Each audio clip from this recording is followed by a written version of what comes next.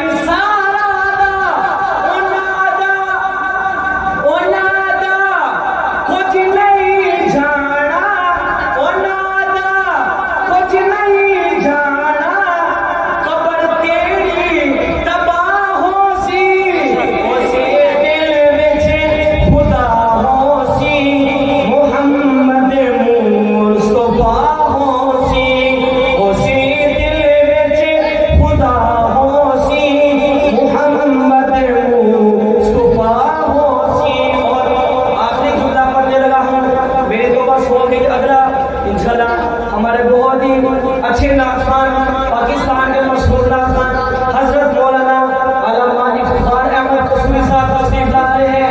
वो आपको सुनाएंगे, हिस्से का सुनेगा।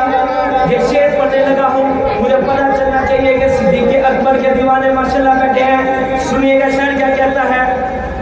कहता है शायर, तू जितने